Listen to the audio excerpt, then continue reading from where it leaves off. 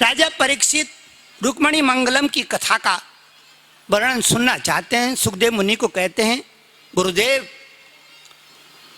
राजो वाचे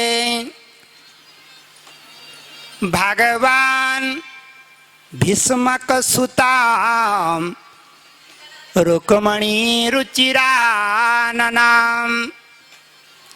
राक्षसेन विधानेन उपयेमयति श्रुतम। मैंने सुना है कि मेरे कुल देवता गोवर्धन ने ब्याह हरण से किया था। मैं उस कथा को सुनना चाहता हूं, हरण की लीला। पुराने जमाने में ब्याह हरण से भी होता था।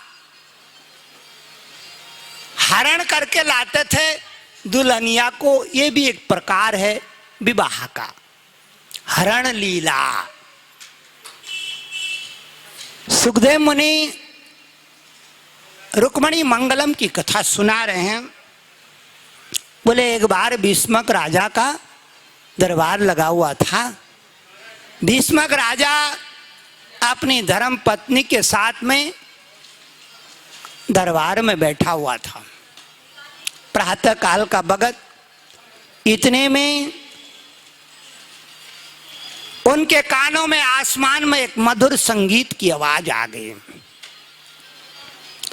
ते अवसरे नारद मुनि आए, ते अवसर नारद मुनि आए, ते अवसर नारद मुनि आए, ते अवसर नारद मुनि आए।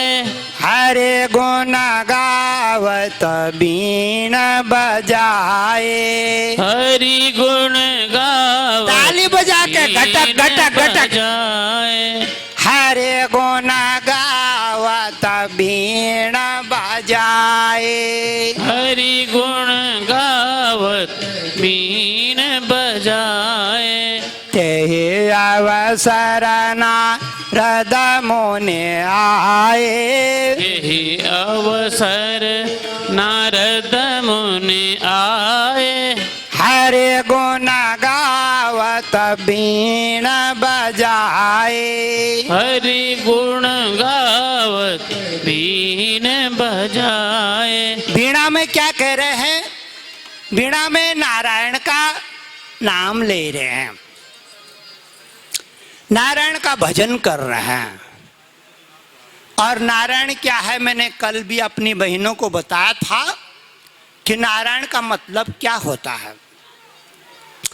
नारायण का मतलब होता है इस धरती पर पालन की शक्ति का नाम नारायण है।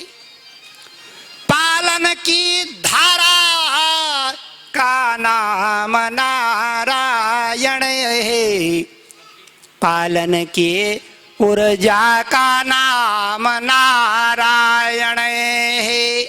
जो पालता है हम सबको, उस धारा को कहते हैं नारायण। वो पालन की ऊर्जा है। मेरी बहनों, अगर आपके अंदर नारायण की शक्ति न हो तो आप कभी बच्चे को पालेंगे नहीं।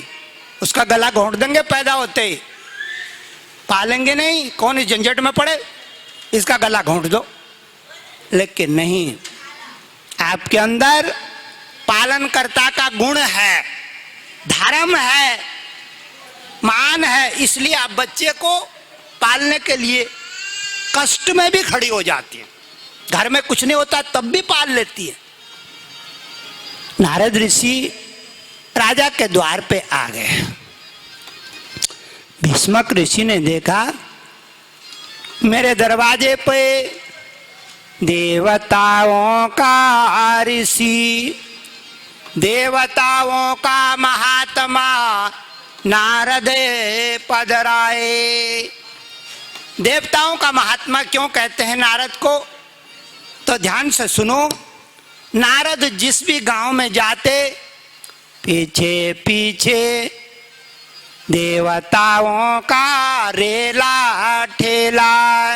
आगे आगे नारद ऋषि और पीछे पीछे देवताओं का रेला।